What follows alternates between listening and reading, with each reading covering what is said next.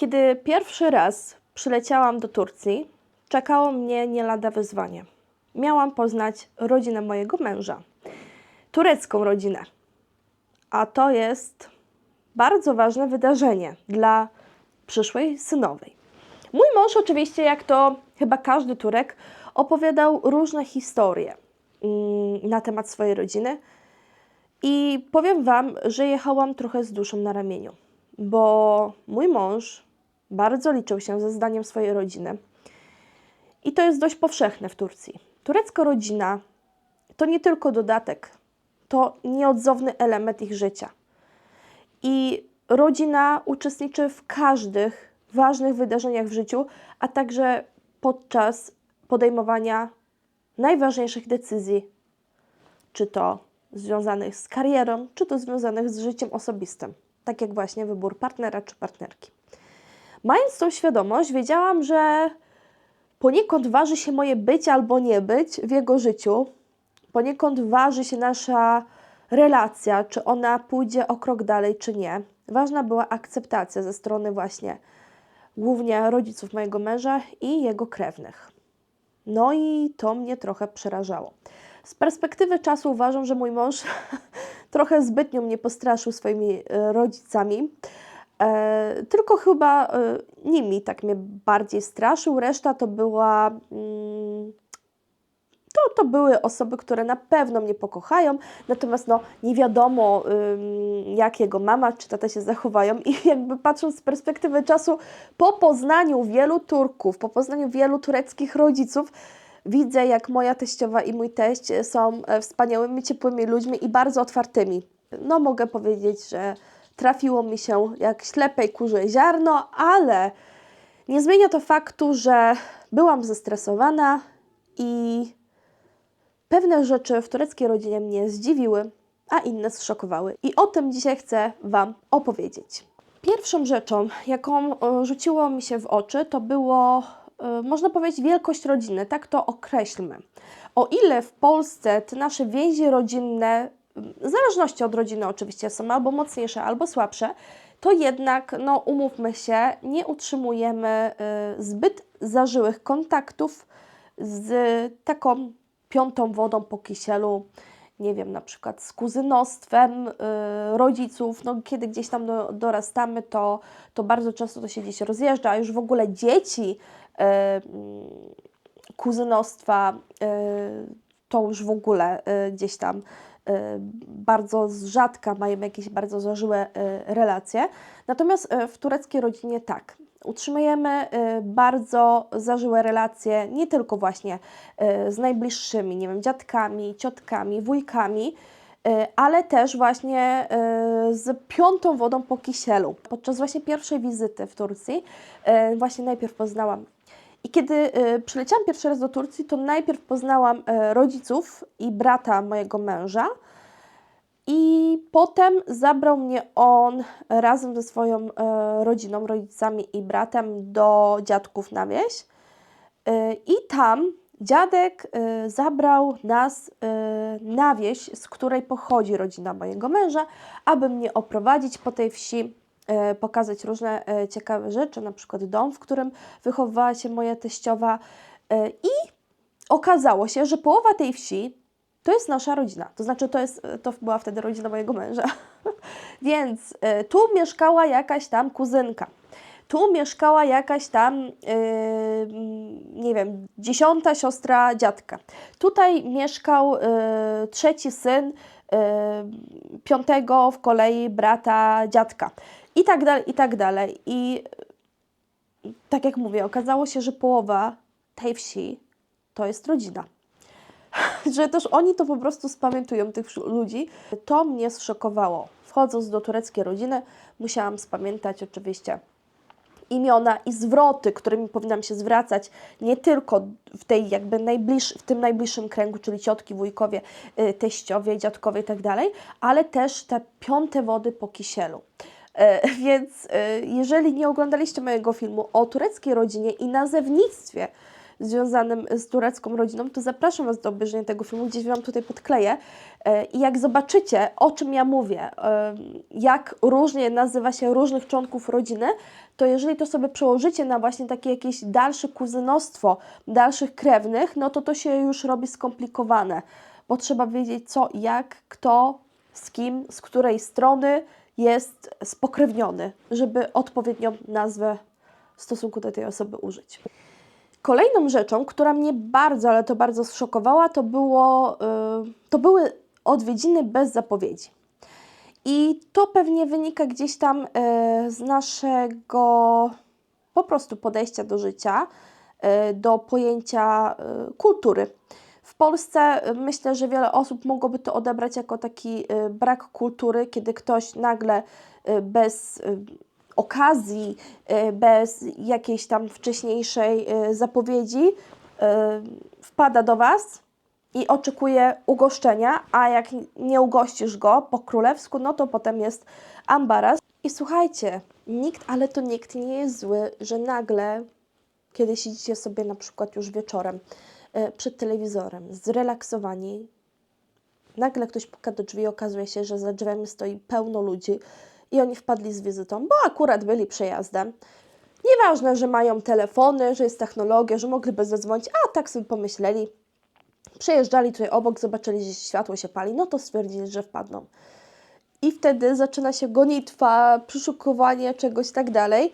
Mnie to osobiście szokowało i doświadczyłam tego nieraz, także moja teściowa, jako taka już rasowa Turczynka, ma w zamrażalce zawsze, ale to zawsze, przygotowane zapasy jedzenia, które można bardzo szybko tak naprawdę podgrzać, podpiec. Chwila, moment i macie zostawiony stół. I dlatego właśnie nas, Polaków, może dziwić dalej to, że Turcy, mając mieszkania dość spore, przeznaczają na taki salon dla gości największe pomieszczenie i ono stoi zamknięte, praktycznie nieużywane, ale to wynika po prostu z tej kultury gościnności, z kultury tego wpadania bez zapowiedzi albo z taką naprawdę niewielką chwilką na przygotowanie, na przykład 10-15 minut. I teraz wyobraźcie sobie, jak wygląda po prostu mieszkanie czy dom w takim codziennym życiu, w codziennym rozgardiaszu i kiedy sobie siądziecie, przyklapniecie wieczorem i ktoś raptem za 15 minut ma wpaść. Nie jesteście w stanie ogarnąć czegoś do przekąszenia, wstawić herbaty i jeszcze posprzątać. A tutaj mamy właśnie ten pokój, salon gościnny, który otwieramy i goście wiedzą, że nie wchodzimy tam do pokoju dziennego, że tam możemy zastać jakiś rozgardiaż. To jest jakby normalne. Tutaj jest strefa przyjmowania gości i zawsze jest miło i przyjemnie i zawsze ten pokój jest gotowy na przyjęcie tych gości. No od tego już się gdzieś tam powoli odchodzi, natomiast niektóre osoby, jeżeli chcą, to dalej to praktykują.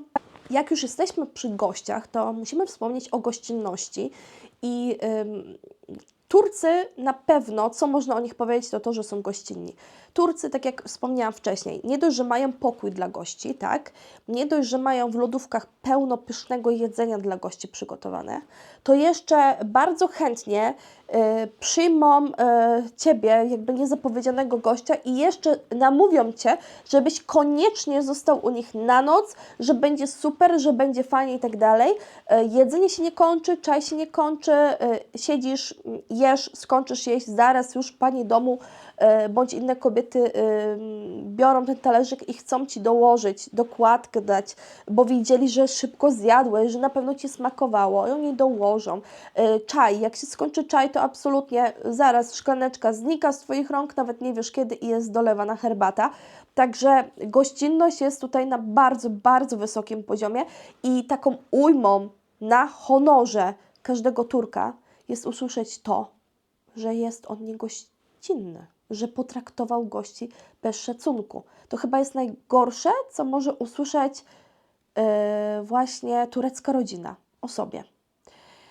Więc tak, gościnność bardzo, bardzo jest ważna tutaj i fajnie jest być gościem w Turcji, to trzeba przyznać, ale tutaj wspomnę tylko to, że moim zdaniem to jest taki wspólny mianownik nas, Polaków i Turków. Ja uważam, że my Polacy również jesteśmy gościnni i wyciągniemy na stół wszystko, co mamy, żeby gości ugościć. Czym chata bogata, jakby stąd się wzięło gdzieś tam to powiedzenie. Kolejną rzeczą, o którą muszę tutaj wspomnieć, to jest to, że turecka rodzina interesuje się tak naprawdę wszystkim, co się w Twoim życiu dzieje. I zawsze wszystko przeżywają razem z Tobą bardzo intensywnie. Czy to będą jakieś porażki, czy to będą jakieś sukcesy, nigdy nie zapomną zadzwonić z gratulacjami albo zadzwonić właśnie z pocieszeniem. Więc oczywiście zakup, nie wiem, nowego auta, zakup mieszkania wiąże się oczywiście z ogromną radością. Praktycznie cała rodzina do Ciebie wydzwania. Jeżeli dzieciaki zdają jakieś egzaminy, pójdą im dobrze, cała w ogóle rodzina czeka na wyniki egzaminów, wydzwaniają, pytają i tak dalej, interesują się tym i jak uda Ci się zdobyć właśnie bardzo dużo punktów, dostać się na przykład na super uczelnię albo dostać wymarzoną pracę, to cała rodzina jest z Ciebie dumna, cała rodzina przeżywa. No i również przeżywają też jakieś trudniejsze chwile razem z Tobą. Nigdy nie zostaniesz sam. Jeżeli dochodzi do jakiejś tragedii, nie daj Bóg, pogrzeby i tak dalej, no to rodzina jest z Tobą. Bliscy wiedzą, że muszą wpaść, że muszą z Tobą być, że muszą się z Tobą zająć się domem, wyręczyć Cię w wielu sytuacjach. Jeżeli kobieta jest w ciąży, to kiedy potrzebuje wsparcia takiego, nie wiem, musi leżeć i ktoś się musi nią opiekować, a na przykład mąż musi chodzić do pracy, to bardzo często dla członków rodziny to jest normalne, że oni przejmują obowiązki, jakoś dzielą się tą opieką nad tą kobietą. Albo właśnie kiedy kobieta jest w połogu, dla nich to też jest naturalne, że te 40 pierwszych dni ktoś z tą kobietą musi być. Jeżeli mąż musi chodzić do pracy, to nie wiem, mama, teściowa, rodzeństwo, kuzynki, każdy gdzieś tam jest zaangażowany i gotowy, aby być, aby wspomóc. I to nawet idzie w takim kierunku, że naprawdę, jeżeli kupicie sobie, nie wiem, jakieś nowe ubranie, to też wszyscy to przeżywają. Mówię na poważnie. No nie wiem, na przykład rozmawiacie sobie z teściową, mówicie, ach, kupiłam sobie bardzo tam ładną sukienkę, przymierzacie, teściowa się zachwyca, często teściowa zawoła też teścia, zobacz, jaką sukienkę sobie kupiła, no i wszyscy się zachwycają. Ja często mam taką sytuację, że jak jesteśmy u teściów albo teściowie są u nas i pójdę z teściową na zakupy, to po przyjściu do domu jest po prostu pokazywanie tego, co kupiliśmy i jakby wszyscy siadają i oglądają. Więc na przykład jak byliśmy u dziadków, to też dziadek siedział i oglądał i się zachwycał, co tam sobie ja kupiłam, co to sobie kupiła teściowa, co tam kupiłyśmy dzieciom i tak dalej. Więc wszyscy są zaangażowani w to, nawet właśnie jeżeli chodzi o takie drobnostki, jak nie wiem, zakupy ciuchowe. Oczywiście nie mogę tutaj zapomnieć o relacji między tureckim mężczyzną a jego mamą. Oczywiście możemy takie przykłady bardzo silnego związku matki z synem spotkać także i u Polaków, u Niemców, u innych nacji. Natomiast myślę, że nie bez powodu krąży gdzieś tam taka legenda o tej wyjątkowo silnej relacji między turecką matką a jej synem. I muszę tutaj to potwierdzić. Bardzo wiele tureckich mężczyzn, których miałam okazję poznać, jest w bardzo, ale to bardzo silnej relacji ze swoją mamą.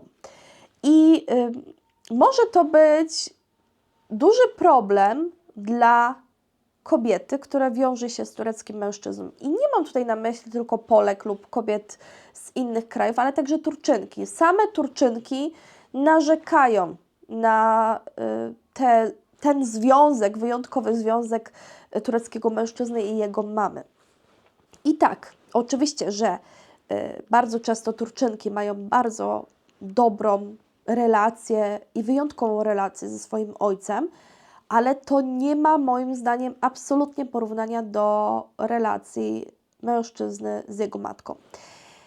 Nie raz, nie dwa widziałam w internecie nagrania z tureckich wesel, kiedy to turecka mama wbiega na parkiet podczas pierwszego tańca tureckiej młodej pary i trochę jakby, no może nie trochę, no ona po prostu niweczy ten bardzo wyjątkowy moment, kiedy to wpada w ramiona swojego syna, odpychając niejako jego wybrankę, jego żonę. I wiecie, no przeżywa bardzo rozstanie z synem, tak jakby, nie wiem, on miał zniknąć totalnie z jej życia. Cała sala to widzi. Te panny młode bardzo często nie wiedzą, jak się zachować. Mają na twarzy wymalowane różne emocje. Często jest to szok, czasami jest to też irytacja, zdenerwowanie. No trudno jakby tutaj im się dziwić, ale właśnie przez tę relację bardzo silną mężczyzny ze swoją matką, no Turczynki, ogólnie panny młode często nie mogą się dogadać ze swoją turecką teściową. Jest taka już zazdrość gdzieś tam od początku i rywalizacja i myślę, że ona się głównie pojawia właśnie ze strony matki.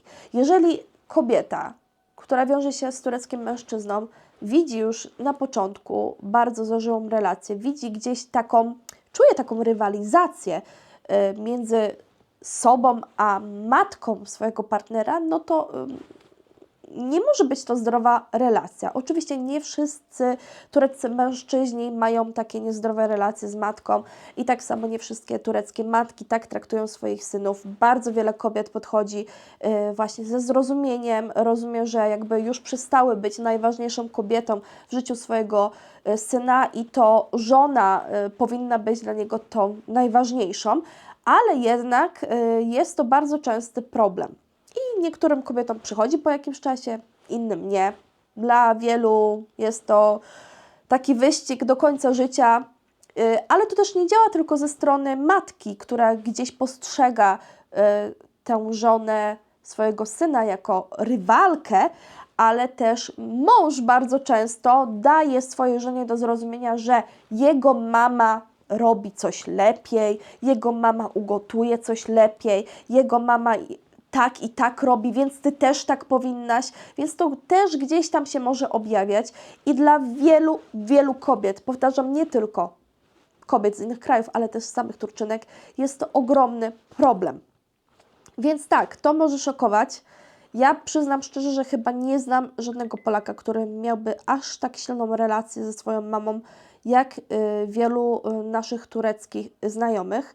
Na szczęście sami widzicie, że ja z moją turecką mamą mam fantastyczną relację i ona jest bardzo wspierająca w stosunku do mnie, do mojego męża i nigdy, ale to nigdy nie czułam od niej rywalizacji, także są mi też takie tureckie mamy, ale na to trzeba zwrócić uwagę, że bardzo często no, można taką niezdrową, no nazwijmy to po prostu tak, jak powinno być nazwane, niezdrową relację między matką a synem zaobserwować. No i ostatnia, taka podsumowująca tą całą turecką rodzinę rzecz to niesamowicie silne relacje z rodziną. Jak już wspomniałam na wstępie, dla Turków i Turczynek rodzina to nie jest tylko dodatek do życia. To nie są osoby, które gdzieś tam żyją z boku. To są osoby, które aktywnie uczestniczą w ich życiu. Są z nimi w tych dobrych chwilach, w tych złych chwilach, w najważniejszych momentach życia. I przeciętny Turek, Turczynka będzie bardzo, ale to bardzo liczył się ze zdaniem swojej rodziny, swoich najbliższych. Więc może to być dla osób z zewnątrz, dla myślę takich nacji, gdzie myślę, że mamy takie bardziej swobodne podejście, ale nie chodzi mi tutaj o brak szacunku, nie.